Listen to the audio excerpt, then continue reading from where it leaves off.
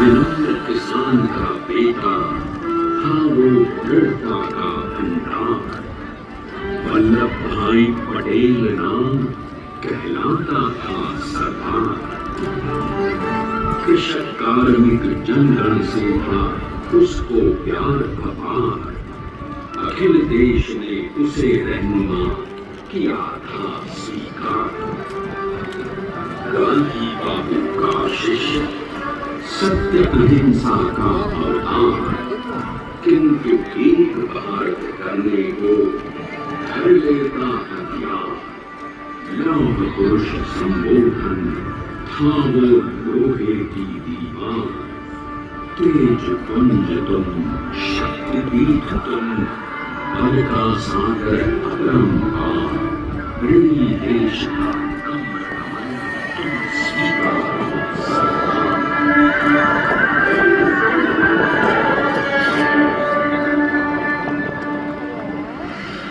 1857 में अंग्रेजों को ललकारने वाले पहले स्वतंत्रता संग्राम के एक सक्रिय सिपाही थे छड़े भानी पटेल। करमसद गांव के इस किसान और उनकी बहन भाई के 5 बेटों और एक बेटी में से चौथे पुत्र थे वल्लभ भाई। बालक वल्लभ ने करमसद के बाद नडियाद से अपनी हाई स्कूल की शिक्षा ली। फिर 13 साल की उम्र में उनकी शादी की हो गई छोटी सी जलेबाग से। 2 बच्चों, बेटी गुलबहन और बेटे कायाबाई को जन्म देने के बाद जलेबाई असमय की जा बसी। सदी बदलने और बीवी सदी आने पर उनका जीवन भी एक चमत्कार की तरह बदला। लीडर का इम्तिहान पास करके वो वकालत करने लगे। पहले गोधरा, और उसके बाद इलाहाबाद में। मगर जल्द ही वकालत छोड़कर वो बैरिस्टर बनने की इच्छा से इंग्लैंड चले गए। लंदन में बैरिस्टरी में अव्वल आने और वजीफा जीतने वाले अनोखे भारतीय थे। अब तो अहमदाबाद की वरिष्ठ अदालत में बैरिस्टर पटेल की जय और जीवों की धूम मच गई।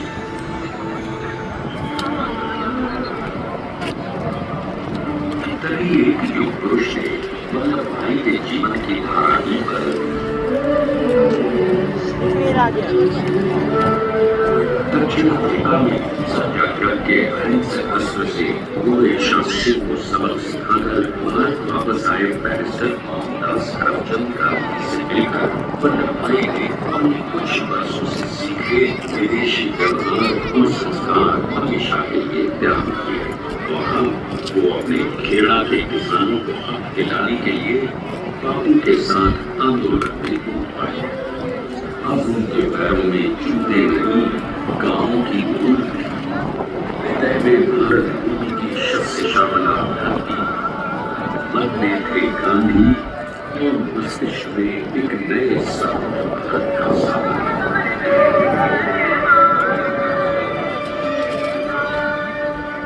तभी बारडोली के मजबूर मजलूम किसानों की यातना का समाचार उनके पास पहुंचा। तुरंत वल्लभ भाई वहां पहुंचे और यूं शुरू हुआ भारत का सबसे बड़ा और सफल किसान आंदोलन बारडोली। वल्लभ भाई ने बारडोली के 87,000 किसानों को ऐसा अटल अड़िग अचल मनोबल दिया कि अंग्रेजी सरकार हिल गई। एक बरस के बाद उनका लगान माफ कर दिया गया।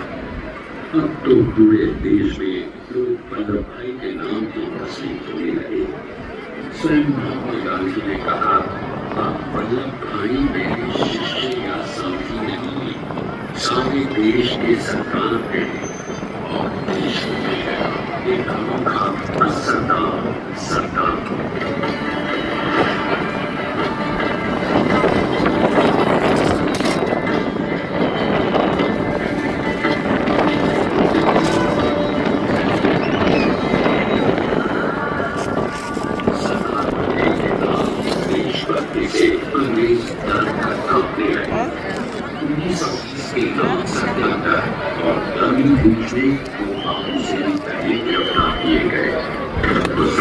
1930 में के साथ ही जेल में 2 सालों के लिए डाल दिया गया।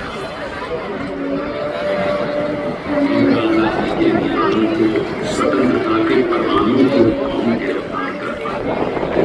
जेल से छूटते ही सरकार को कांग्रेस के नए राष्ट्राध्यक्ष पर चुना गया। उनकी सरपरस्ती में राष्ट्रवादी पार्टियों ने तमाम ब्रिटिश सूबों में जीत हासिल कर अपनी स्थानीय सरकारें बनाई। किंतु सरकार का सपना केवल सरकार बनना नहीं था। उनका स्वप्न तो था एक ऐसे नए भारत का जहाँ हर अन्न, हर रूप, हर जात मजहब करते हुए हिंदुस्तानी एक साथ मिलकर एक ऐसा नया भारत बना सके जहाँ पूर्ण स्वराज के साथ सारे समाज को गरीबी, अशिक्षा, छुआछूत से भी आजाद मिल जाए। इसी पहली रणनीति थी भारत को अंग्रेजों की गुलामी से आजादी, ताकि भारत के लोगों की अपनी सरकार सबके साथ और सबके विकास के लिए काम कर सके। बापू की अगुवाई में अब देश ने अंग्रेजों को अंतिम चेतावनी दे दी, करेंगे क्या करेंगे, अंग्रेजों भारत छोड़ो। बस फिर क्या था, संघर्ष की रणनीति पर 3 सालों के लिए सरदार पटेल को सेक्रेटरी नेताओं के साथ जेल में ठूंस दिया गया। 2 सालों के बाद अंग्रेजों को बापू के सभी शिष्य और साथियों को छोड़ना पड़ा।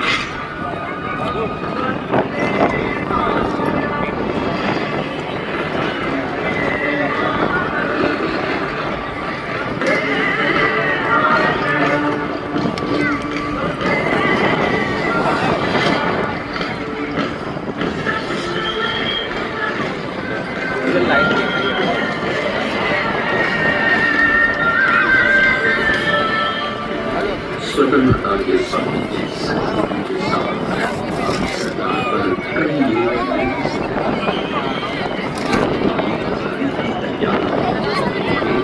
भारत के लिए संरचना के साथ ही कहा था, सरकार ने ही भारत को घेरा।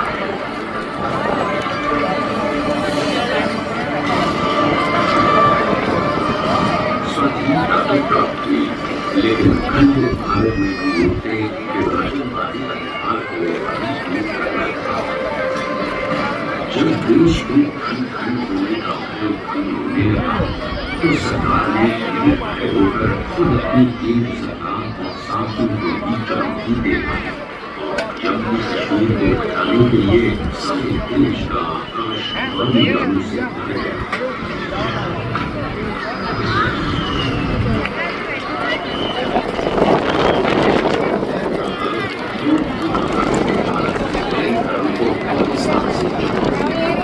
सरकार चाहते थे कि देश की एक देश तरक्की का बहुत विभाजित नहीं होनी चाहिए।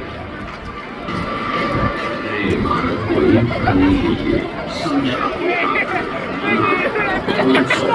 रियासतों को सरकार ने अपनी संबल से एक नए स्वतंत्र भारत का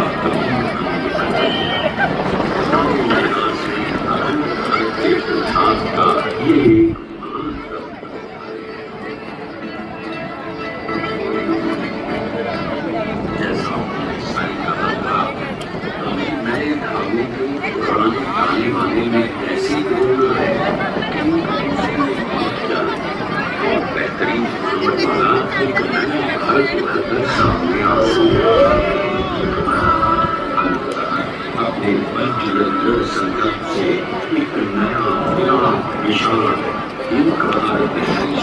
बनाकर दिखाई दिया सरकार ने।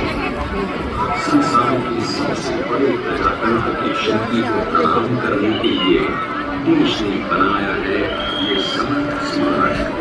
स्वाधीन भारत को समर्थ भारत में बदलने वाले सरदार पटेल को समर्पित प्रधानमंत्री श्री नरेंद्र मोदी के विश्व की इस विशाल के सामने आकर तैयारियां जैसे सैन्य